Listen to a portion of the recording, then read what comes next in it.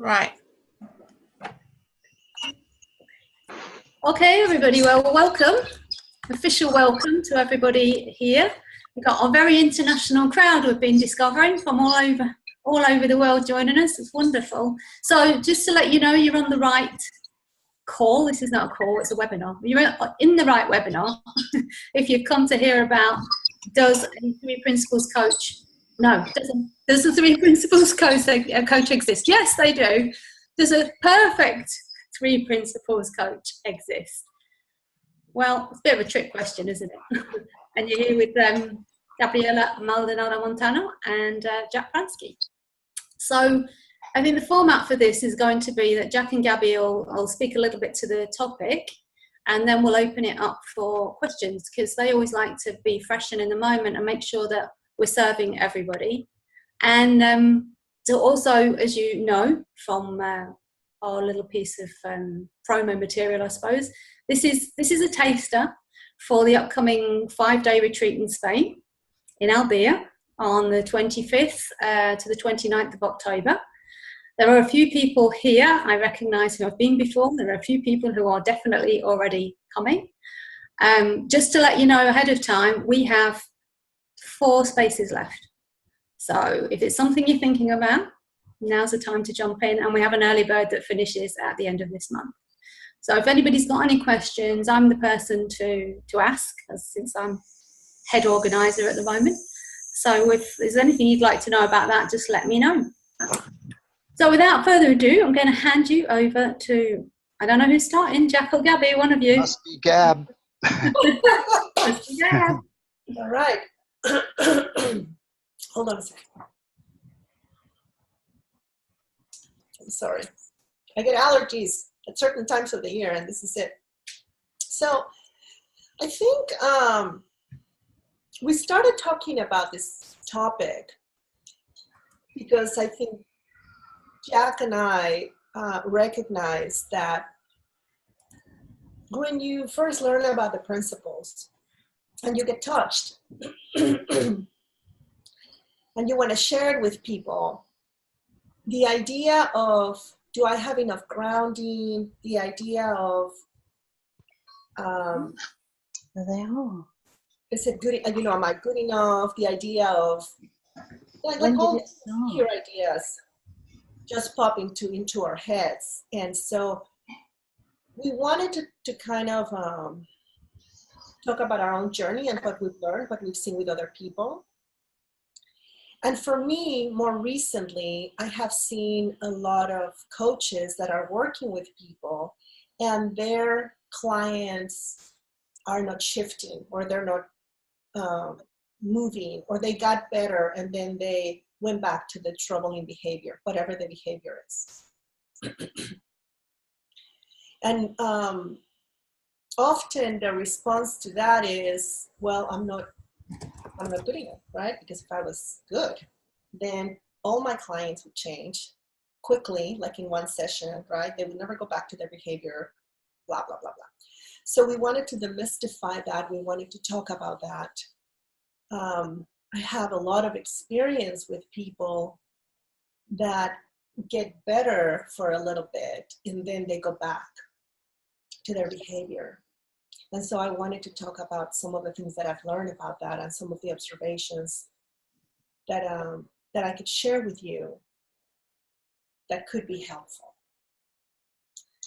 Jack, I don't know if you want to add anything at this point. No, I'm just all ears for what you have to share. Well, so does it sound familiar, this idea of, I want to share the principles, but then I start feeling insecure. I don't know how to start the conversation, or I start the conversation and my client starts moving in a certain direction and then they go back. Does that sound familiar? Have you guys experienced that? Okay.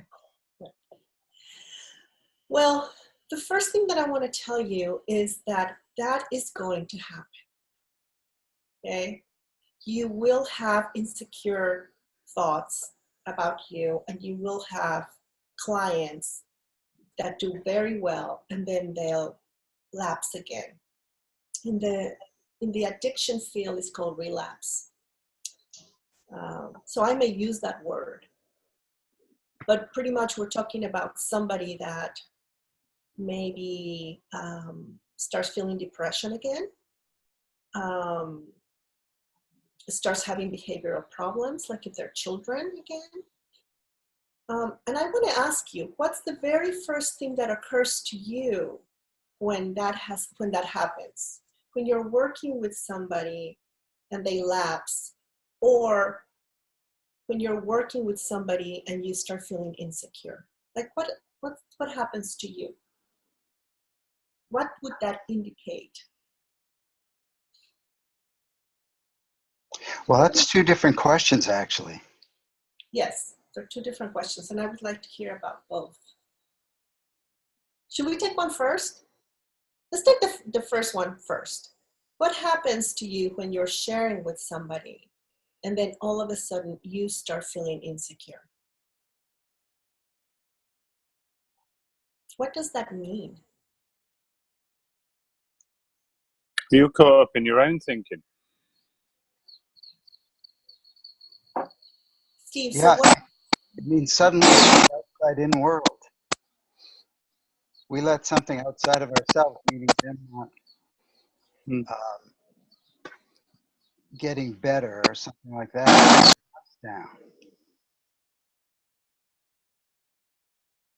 So Steve, I'm just wondering, and this is open to anyone, but what does that mean about you as a coach?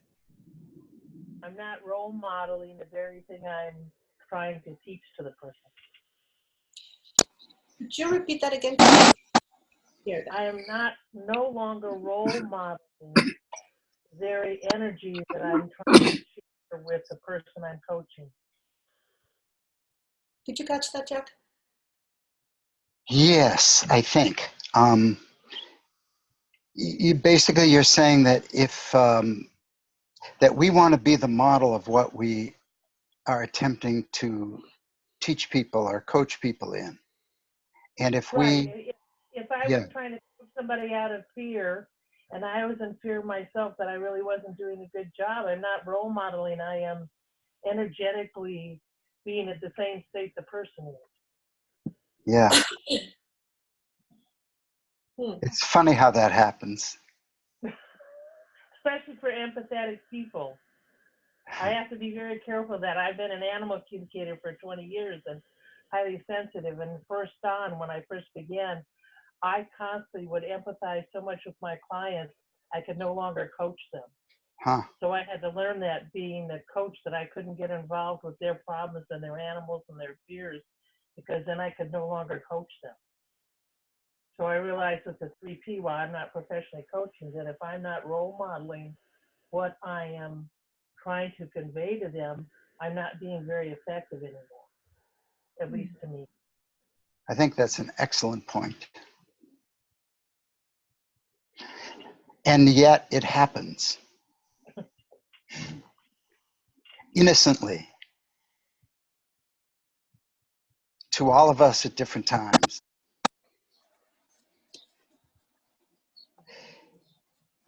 Can I keep going in that vein for a moment, Gab? Sure. Where's that noise? Steve, I think Steve, poor Steve. Steve's having it. Yeah. Steve, Sorry, yeah. When you ask me what does that mean, it means absolutely nothing. If I feel that whatever I'm feeling won't be true, it would just be, if I feel I've lost connection or whatever, that would just be up in my head. That's nothing to worry about. I wouldn't take that seriously. I'd just carry on.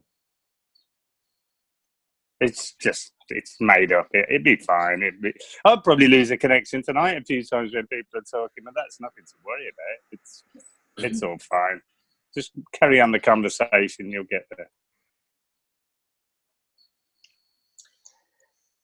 What Steve is saying is that he has another thought after he loses connection that makes it be all right for him. Other people who lose connection might have a thought this is horrible, or I am not, I can't do this, or I'm no good, or something like that. Steve's thought protects him.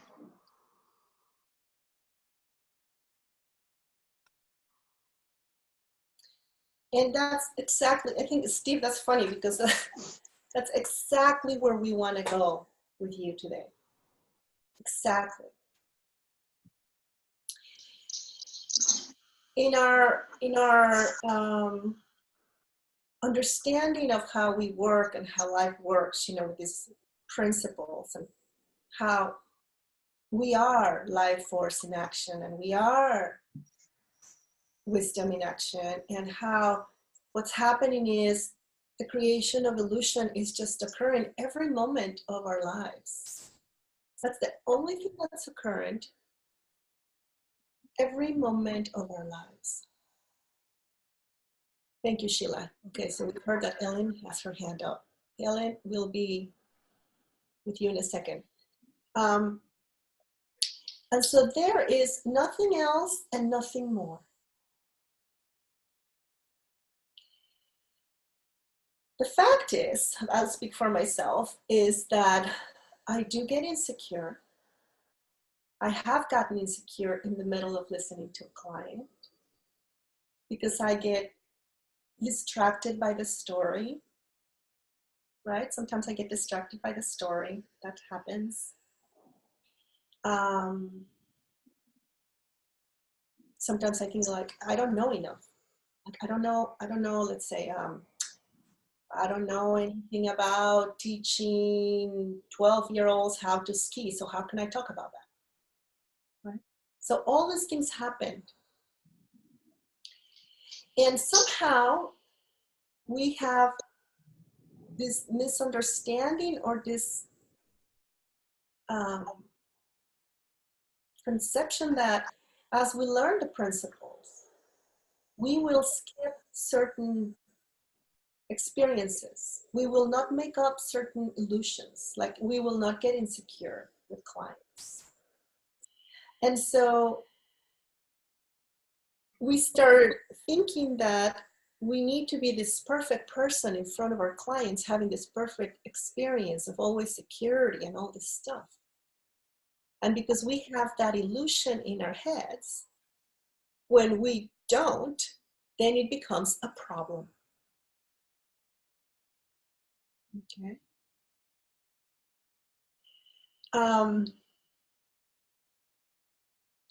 So because you're working with a human being and because you are a human being, you will experience all kinds of states of mind, and you will experience all kinds of feelings, and you will experience all kinds of ideas. Like the creation of illusion comes in all kinds of flavors, right? It comes like in all kinds of colors. And what we would like to share with our clients is the fact that it is an illusion, like regardless of what's happening, right? There is not one illusion that is a problem and another one that is not. And so I just want to make this first point, that if you're experiencing insecurity with your clients, or if you're all of a sudden get caught in the story for a moment of two, and you think, oh, wait, this is a problem, you will experience that illusion as something that needs to be fixed. And so the beautiful thing of what Steve said is, and we know this, right? Like we all know this, is that that is going to pass, and we will have the opportunity to get present again and to really listen. Does that make sense to you? Yeah, because all the object of this is we don't learn the principles, we're forever learning them. You don't ever get to the end. Mm-hmm. You never say, right, I've learned the principles now, I've got a certificate, or that doesn't happen. You just forever and ever and ever. And all we're really doing is pointing people back to who they really are. Yes. That's all it is. And that's a never-ending story. So to get up in your head about it, to feel insecure, that's fine, because it's a big subject to test, isn't it? You're not gonna get a diploma in this or nothing like that, because it's an ever ongoing story. So as long as you can point people back to really who they really are and the oneness of life, I mean, you can't be going wrong, really. All you can do is your best in the present moment. Mm-hmm. Yes, Steve, that's true. And we are really not even learning the principles, right? Because we are the principles in action, right? So we don't need to learn what we are. But we get to discover. We get to discover and we get to discover, and then we forget and get to discover, and then we forget, and we're like, oh, look at that, I forgot again. So the ebb and flow that's a natural state. That's how it should be. You know, this idea that if you learn the principles, you're going to be happy and smiling like some contented certain for the rest of your life. That's not the way it is. It's just it's a manual really to how life works, how we work, how it all works. But to feel connected and then not connected, to feel love and then no love, and then to feel hate, and everything is all part of it. It's all always okay, whatever happens. yes. Interestingly, I had a client the other day who, when she first discovered the principles, she really lived in a state of bliss for about 3 months. And for the whole first year, she was doing great. And then a series of a few tragedies happened to her, and she just lost it. And because she had a state of bliss originally and was in a great state for a year, all of a sudden she said, oh, you know, maybe the principles aren't like, maybe I was just deluding myself, you know. And it's so interesting that people have such amazing expectations. And in fact, this is what happens when we get insecure thoughts about a client. We have a thought in the back of our head that's an expectation of what, of, you know, where we need to be with somebody, or how successful we need to be, or something like that. And that becomes what we subtly hold up as an expectation in our mind, even though we don't know that we're doing it. And then we compare what's happening to that expectation. So first we made up the expectation in the first place. Then we made up that we, whatever we're comparing it to, we made up both, and it's the comparison that brings us down, and we've made them both up. It's very humbling. Yeah, I have a recent experience of that. Very recent. I'm going through a life change in family, you know, circumstances happen around my in-laws, and so now they're living with us, and this is how it's been for me. It's been like that. I mean, it's like moment to moment. And sometimes I have felt like anxious and I have not been able to go to sleep. And I'm like, oh my gosh. You know. Sometimes I'm very grateful. Sometimes I'm very resistant. Sometimes I'm pissed off. Sometimes I feel very loving. Right? And there's two things that have happened. And one of them is what you just talked about, Jack. I really, really find it helpful when I forget and I get caught in my thinking after. after that happens, because I realize how real the creation of illusion can feel. I mean, my gosh, it uses my body. In that moment, I think that what I'm thinking is a fact, right? I struggle. And then when it passes, it just reminds me, oh, this is what happens to every single human being. So it allows, what I've learned from that experience, it's a lot of compassion for me and for others, right? And so it's not a big deal. And in the upset times when I've been really upset or whatever I'm feeling, what's occurred to me is, we need just to ride the wave. Let's just ride the wave. Let's just see what happens. And in that, wise ideas have popped into my head. Some of them is just watch Netflix. Right? Watch Netflix for 10 hours. That will help.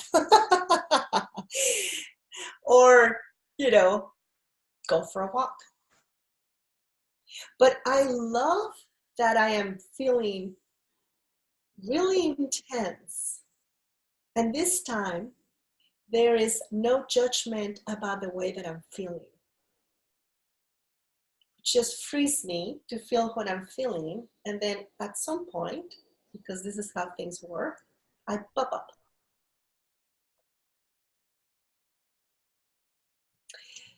That is the reason why I continue to share the principles with people. Because I would love for people to have certainty in the way that things work. And the way that things work is that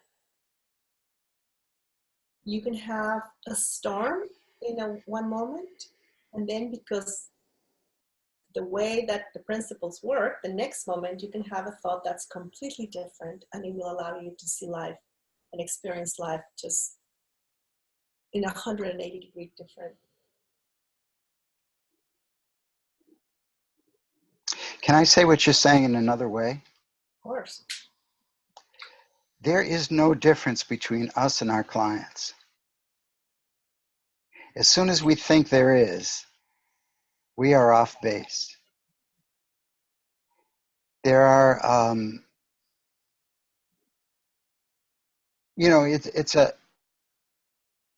the extent to which we have the understanding as the backdrop of our mind, like the depth of that understanding, and the extent to which we see it in any moment. That's the only difference.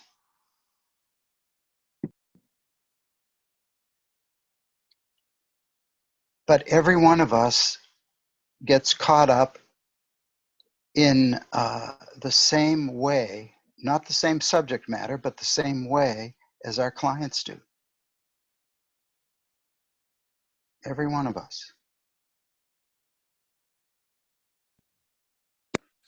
For sure, we're all God.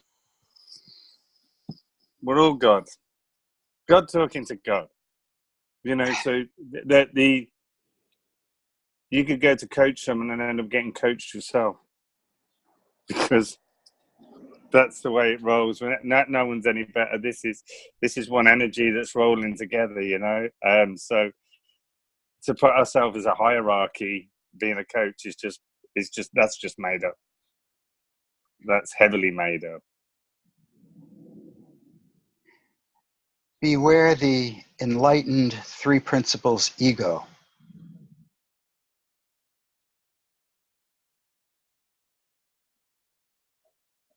Yeah, because that's so made up as well. That I'm the beauty of this is knowing who you really are, finding that we're all one, and finding that's all Sid was ever pointing to. The rest of it, I mean, the three principles are metaphors; they don't even exist. That he was just God. How do you? He made so many concessions trying to help us out to try and understand this. But the main thing is who we really are is just love, compassion. That's our default set. And we'll always go back home because we never left. Beautiful, Steve. Yeah. Now, Ellen, go ahead.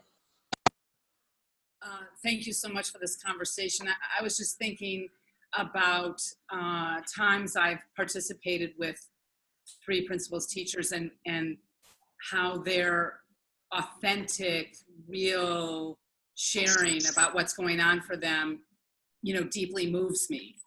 And so I see that when I'm working with a client and I just see my insecure thinking in that moment as just, a reflection of where my thinking is in that moment, and whether it's with that client or with another client, an opportunity to share the universality of the shifts in moods and the shifts in thinking and the insecurities and how that also moves clients.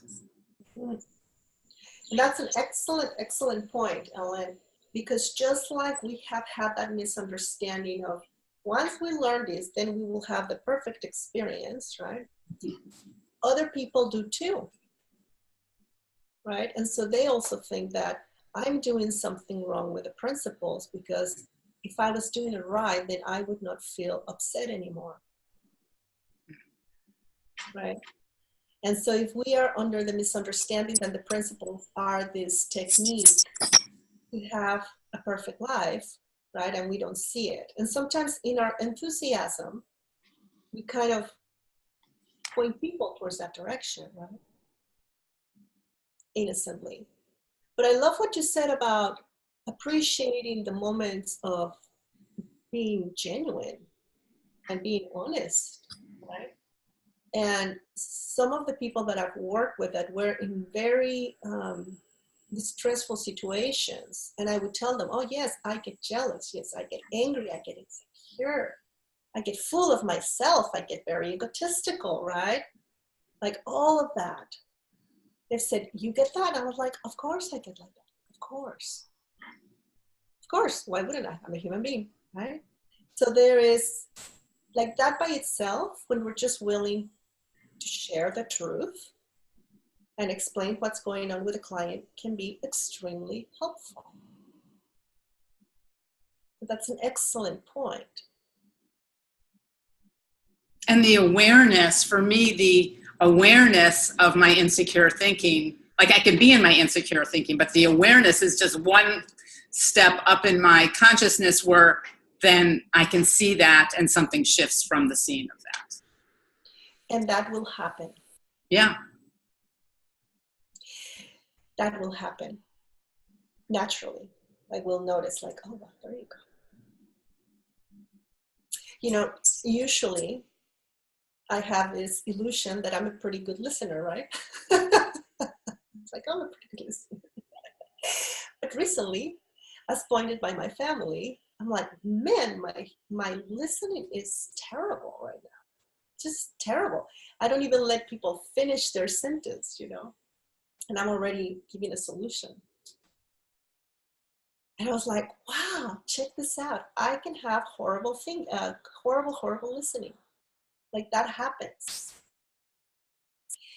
One of the reasons why we wanted to talk to you about this topic is because if we are caught up in being perfect, and if we're caught up in trying to push the principles down people's throats, or blaming them because they're not changing, right? Or blaming us because they're not changing. If we're doing all of that, if we're busy with all of that, our thinking is not at its best. I'm sorry, our listening is not at its best. Neither is our thinking. Thank you. Our thinking or our listening, right? So, you know, it's happened to me that I have been teaching somebody, and then maybe they were, let's say they experienced depression, serious depression. And maybe they say, you know, I feel suicidal. And I notice that I start getting distracted with the story. It's like, how do I prevent this person from not killing themselves? Or, well, if they were grounded enough, then they would have already had an insight, right? Like all these ideas just pop in my head. When that's going on, am I really present?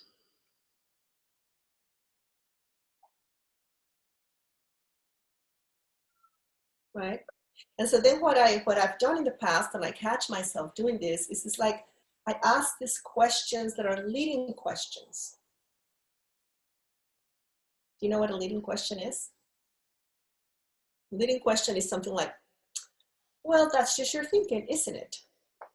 Well, that's really not a question, right? That's kind of like a statement that we want a person to agree with. And it doesn't come in me when I ask those kinds of questions. It really doesn't come from deep listening.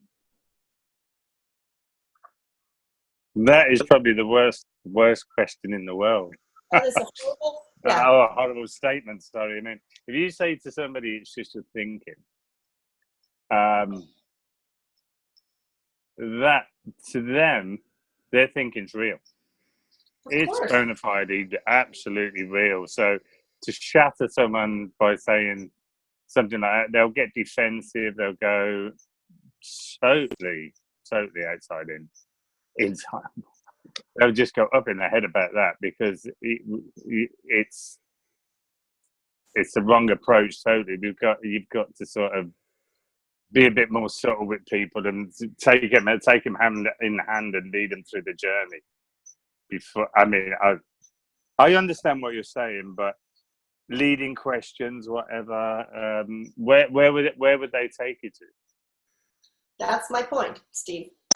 I would agree with you. I think that's a horrible question when coming your statement, whatever. Yeah. When it's coming from leading people, when I'm feeling all of a sudden, because see, I've had clients that have had an insight and have said, whoa, that's my thinking, isn't it?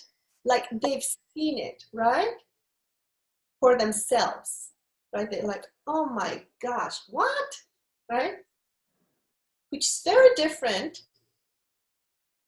from trying to push somebody into accepting something, right? When there is an open heart and when there is like real presence, that's different. Oh yeah, for sure. But as long as we always realize that when we're talking to someone, we haven't got the answers. The answers are in them. We have nothing. They've got the answers. All we can do is educated, and in education, in the proper term of the word, is to bring out from them. So all we're doing is creating a space for them to have an insight, which is very loaded, the word insight. People think of these Hollywood moments and Charlton Heston kind of gear, when all it really is new thought. You know, an old problem and a new thought. And you go, oh, shit, yeah. That's all it is, isn't it? I can look at it a different way. And you go, yeah. So it's very easy to get lost in the, you have something to give them when you really don't. And it's very easy to think there's something to fix in this moment, and we get our super duper ego through principles coach hat on, and then here we go, right? And we stop being present. Yeah, for sure, because whatever's going on, they're always okay. They're always all right. Always. With the spiritual energy, you know, what's going on is what's going on, but always okay. Can't be any other way. So that's when you know that realization hits your mind. I'm always okay. Always. That's a beautiful feeling, and that's all we're trying to do is create that space. Kind of coming away from whatever the personal problem is to the universal, to sort of say that you're always fine, it's okay. I mean, you can't box fog. Everything's made up. It's all made up. They're all going to be fine, and it's just pointing back to that area. And it's beautiful when we're able to see that in the moment, in spite of the behavior of your client, in spite of the story of the client. And I know that there are stories, and I know that there are circumstances that are compelling. and that can pause us for a moment. You know, I realized that. I want to get back to the statement, it's just your thinking, as a statement to somebody, even differently than a question. Because my guess is that there hasn't been a moment when a statement like that comes out of deep listening. You know, comes out of an insight that, oh, I've got to say to this person, it's just your thinking. It comes out of this idea that we know something more than they do, and it's kind of an insult, if you ask me.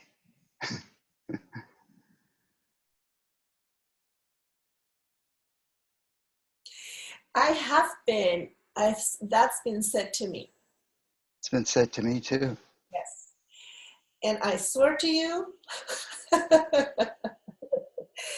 the very first thing that happened was like, right? It's like, you know what? Shut up.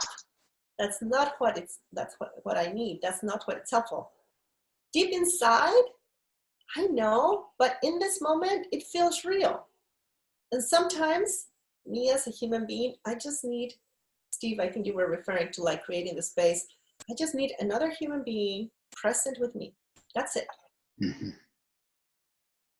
And out of those moments, I actually had a moment like that with Katya, where we were talking about something and she just asked me a question. And I had this moment where I saw what was happening.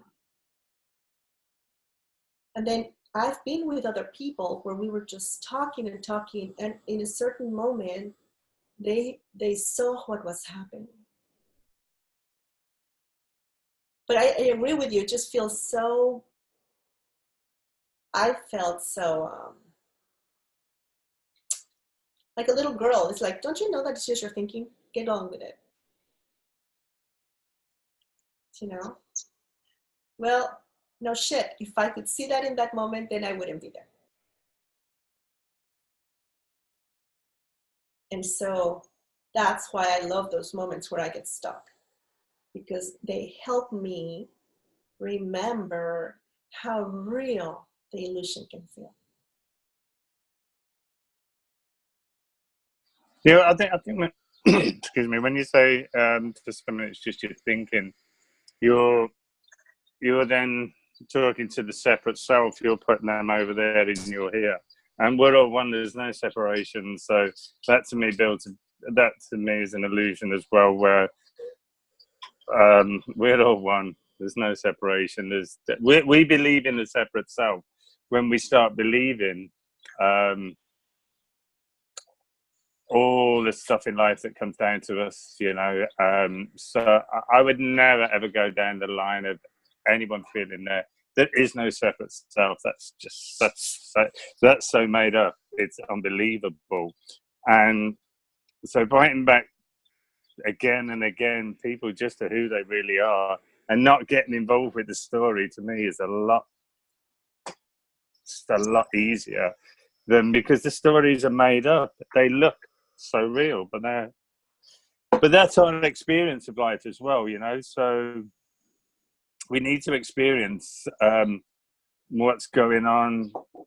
So it's like egos gets a bad rap. Ego is just an activity that lets us, you know, experience life. So to experience life is not to be feared, not to be scared, not to be labeled. It's, you know, there is no cure to living life, and you shouldn't look for one. And knowing the principles will not make it any different. It won't be a magic pill that you're always going to be happy. But when you're experiencing life, you're experiencing a lot richer flavor. You know, you're thinking, yeah. So, for instance, you get up in a shitty mood. What shall I do about it? Nothing. Absolutely, Jack. Nothing. Just, I'm in a shitty mood, so what? And not that it will pass either. Not that it will pass, because if you say it will pass, it's like being in a shitty mood's a bad thing. It's not. That's just what's coming down the pipe at the moment. That's all. That's all. There's nothing to be done. Can I point out something a little that might be a little kind of a subtle point too? When somebody says there is no separate self, makes a definitive statement like that to a client, that could be heard in the same way as it's just your thinking. The question for us is, does that come out of deep listening and we get an insight that that's what we need to say to somebody? That would depend on what's turning up in the moment, wouldn't it? It would. That would so there's no definitive answer to that. I would personally go in on that level, but I'm talking about, for us, if we're talking on a coaching level, that's a different level. But if I was talking to someone for the first time and I say to them, don't worry about life, it's all made up, we're only the one, it's a load of bullshit. No, I wouldn't go down that line. So it's a case of doing what shows up for you in the moment. And I'm sure, you know, wisdom is there for you with each and every individual that sits in front of you. It's a different game. That's what I'm saying. There is no textbook that you can use, is there? Right. You're making some great points, Steve, and I appreciate the thought. I also want to make sure that other people get a chance to weigh in here. We would love to hear from those of you that are a little quieter. Which would be almost everybody.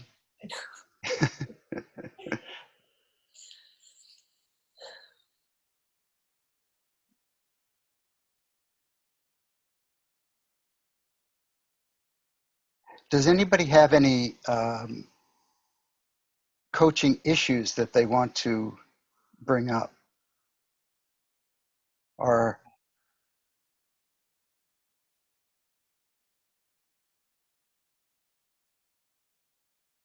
I think something's happened to Jack. Jack's gotten stuff. Oh, no? Okay. So we really want to hear from you because we want to be of service to you, you know? So why did you show up today?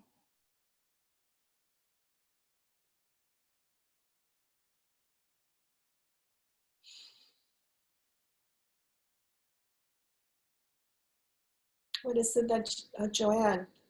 I think you unmuted yourself. You know, when I saw this, I just felt a little tug to listen because I just felt like there was something fresh going to come. And I think just a wonderful reminder about it's that deep listening and what comes from that, and not that's the key right there. What comes out of, because we all get, I get caught up in my head and, you know, don't know where to take something, but I know that I'm caught up in my head.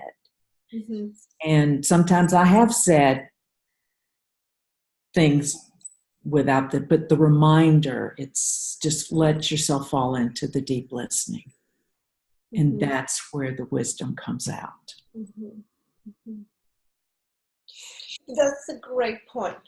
And that actually helps us see that if we're concerned about how our clients are doing, we cannot be concerned and deep listening at the exact same instant, can we? Right. We can't. It's either like we're concerned or we're present. Right. The more present that we are, the more deeply that we're listening. Mm-hmm. the higher the chances are that we will be able to hear something. Yeah. That will be helpful. Yeah. The more we are just comfortable with not knowing. Mm-hmm. When I think I know, that can be a big problem for me. Mm-hmm. And you know, there's something that I have noticed is when we have judgment, even about getting our clients to a better place, right? Which is innocent on our part, of course. Right. It shows up. Yeah. In the feeling state. Have you been with someone that is like, that has judgment about you? Maybe if it's like with great intentions, but they still have judgment about you. You can tell there's a feeling to that. There's a total feeling. And I've been on both ends. Yes. Yes. Thank you, John. Anything else? That's it? Okay. Thank you. Marilia, you wanted to say something?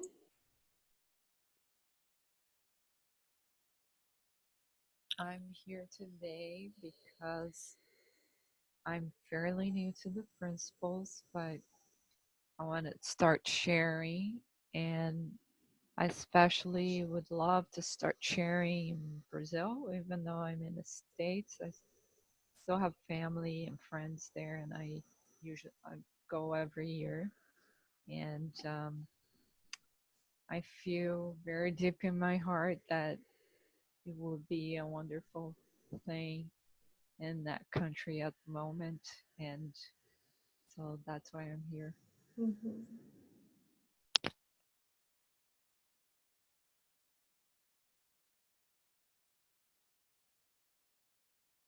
You know, when you said that you just want to share back in Brazil, I got this little hint of love of like, you know, wanting to be supportive to your native country, right? And there was this lovely feeling coming out of you. I think at the end of the day, that's what touches people.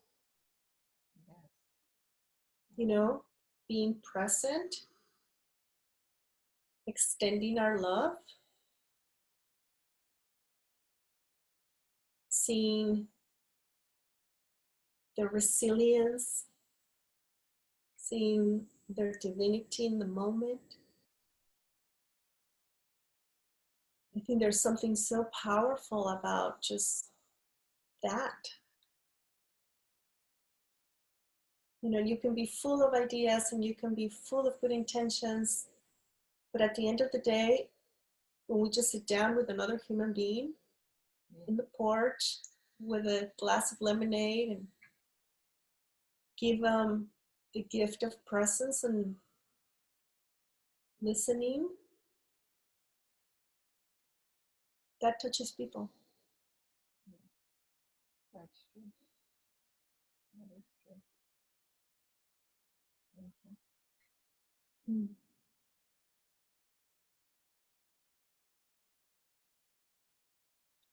Anyone else?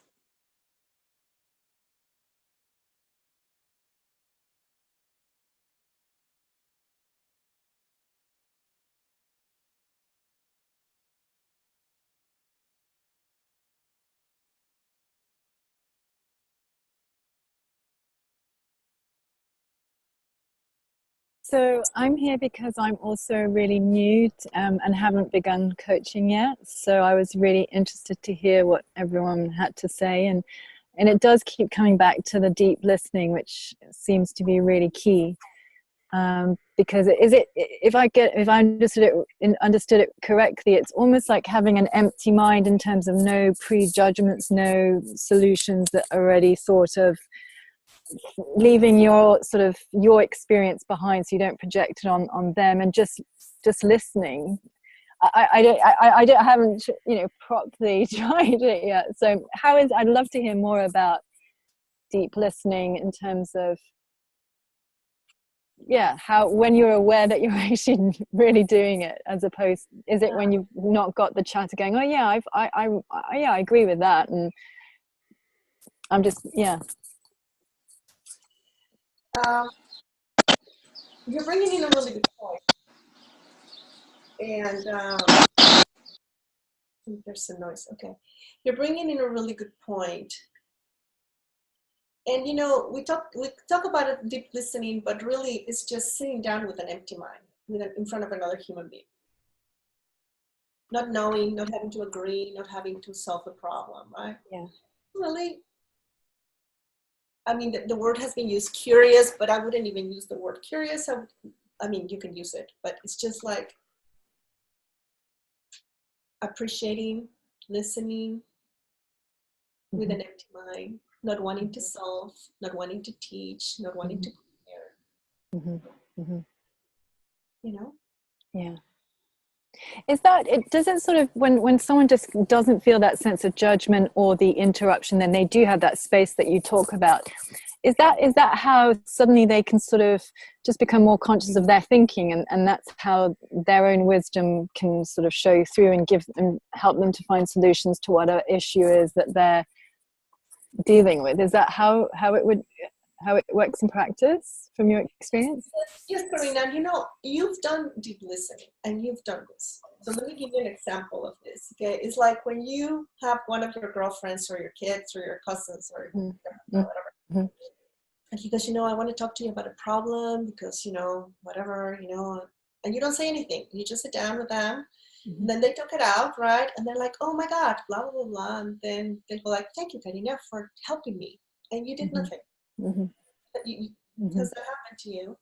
Yeah, I mean, I'd probably ask I'd ask questions to try and understand more, and whether I'm leading them in the direction too much, I don't know. But yeah, I've had occasions where, you know, there's been a good result and the person's felt better for it and sort of thanked me, you know, just, you know, how you do with a friend. Oh, thanks, it's so good just to talk that through. But it wasn't a conscious coaching, obviously. It was just a conversation. Well, what I do is I take the idea of conscious coaching out of my head. Oh, interesting. That's interesting. Okay. Yeah. I take the idea of me being a helper out of my mind. I take the idea out of, I'm going to teach them the principles out of my mind. Because if I have all those ideas, well, I'm going to teach them the principles because I know that that's going to be helpful. Now I'm coaching and blah, blah, blah. That's distracting a little. I just want to sit down with you. You're a human being. I'm a human being, right? Yeah. And then things will occur to me. Yeah. Or things will occur to you. Yeah. And I'll ask questions. It's just like that. It's just like that. Yeah. It's like quite organic. It just sort of, flows and you end up. Takes the pressure off as well if you just see it as a conversation. Yeah, because what happens is the moment that we go into like, I'm going to be coaching, right? Some of us have experienced or have put on that hat. Oh, I'm a coach now. Yeah. And we come up with all kinds of interesting ideas about that. Well, I need to be pointing them to the principles. I need to tell them about the fact that they're divine and all, you know, one. And I need to do this. And so then all of that takes you away from just being present with another being in the moment. And we know this. We know that it is possible for either your client or you, or you or the person that you're in front of, to have a thought, a new thought that could be helpful. I know that can happen at any time, even with people that are in extreme circumstances. Yeah. And knowing that, it's comforting to me. You know, I've had clients that their life story, I was like, oh my God, where do we go from here? I mean, like, whoa. I'll share this one example. I know that we're kind of we're short, but I'll just tell this story super quickly. But I was working with incarcerated mothers that had babies while they were in an active addiction, okay? And so one of those mothers had 3 children, and the court emancipated the children from her, which is they took her parental rights away from her permanently. And I'm not a mother. So she came into the class. It was the class, and she ended up leaving crying. And then I spent some time with her, and she was telling me the story. And I was completely distracted with the story. And I was like, oh my God. And I felt insecure. So I was distracted. I felt insecure. I didn't know where to go. She was crying, and I was feeling very uncomfortable because I didn't know how to help her, right? So I was like under the worst conditions possible, right? So I was just, the only thing that occurred to me was just to put my hand on her shoulder. She was crying and crying and crying. And then all of a sudden she stops crying. And with certainty, she says, you know, although this is a terrible situation, I know that this is the best thing for my children because I know I'm not done with my addiction yet. She was calm. She left the room.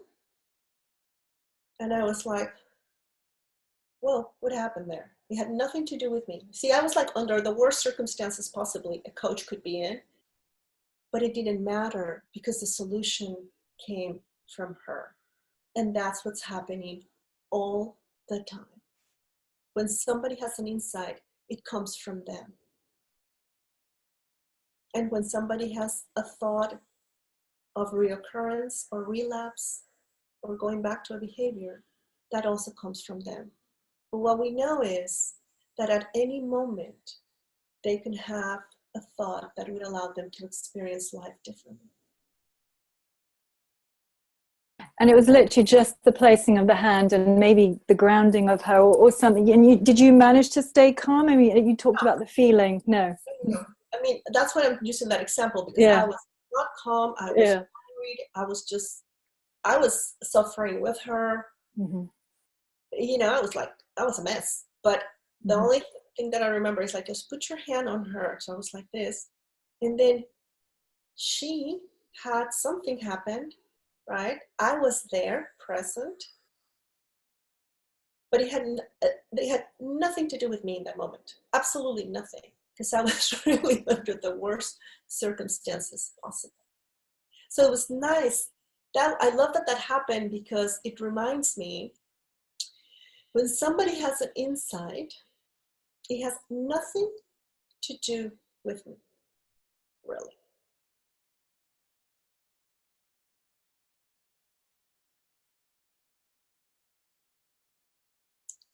And that's wonderful.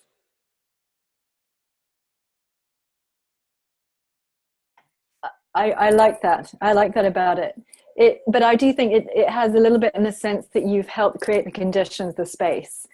So I think that's what would make someone a good coach or not, I think, in being able to stay present fully. But it's great that the insight comes from them. I love that I love the idea of that. Yeah. Thank you. Can I just add a bit on deep listening? Yes, Steve. And then we'll gather because I think. Okay. One bit on deep listening is when someone's talking to you, try not to be thinking of what you're thinking of the answer. So just listen to them and take a minute out before you even answer them. If you get what I'm trying to say. So if someone's talking to you and you're already thinking to yourself, oh, what's happening here is, then you're not listening. That's something that you're not deep listening at all. You're not even listening. It's a skill I definitely need to develop. Yeah, that's when the activity of the ego is taken over. That you just want to say the right thing. But I know what you're doing. Yeah, no, you don't. So hold back from that one. And you'll find a lot richer, deeper ground under that. Not just the mouth. I mean the actual mind. Just when they're talking, don't make any prejudgments of what you're going to say before someone's even finished the sentence. If you're not deep listening, you're not even listening. I hope that makes sense. Absolutely. But does it take practice to get to that point? Because I know No, nothing takes practice. You know, Karina, as Sid would say, you're one thought away. You're just one thought away all the time from changing things. Once you know it, it will happen. We're talking about this as if it's something that we humans do. We talk about this as if it's something that we do. Sure. Steve, would you, sorry, continue. But I am telling you that you and everyone in here and I naturally have had moments without intending to, where we're just present and listening. It's a natural occurring thing in humans. We're kind of like talking about it, you know, I'm bringing it under the microscope. But in reality, you know how to do this. Okay, you do this with your babies, you know, before they have words, and you're just like looking at them, and then it's like, oh, they need milk, or, you know, whatever. So I just want to say that to everyone. This is a natural occurrence in human beings. And then we're also used to listening with a lot of things in our head, which is also naturally occurring. But it's happened before, even before you knew about the principles, of course. Sheila, do you want to wrap it up a little bit? Give us all the details, and I know we have a deadline for the As I said at the beginning, yeah. Thanks, Gabby. 31st of July, the end of this month, the early bird price finishes, and as I said at the beginning too, we have 4 spaces left. There will be 26 participants, so we like to keep the group small. And just to say, Karina, you know, asking about the deep listening, that's something that's talked about and experienced a lot on our retreats.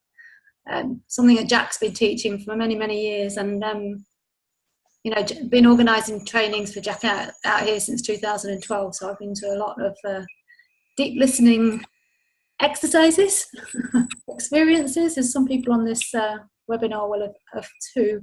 And yeah, I'm just going to... Sheila, I think you put your mute button on. Oh, sorry. Okay. So I've just put the link in the chat for everybody. I'll be sending out an email with the recording of this, with the links in there in the email. Yeah, so it's the 25th to the 29th of October in Albir. Local airport is Alicante.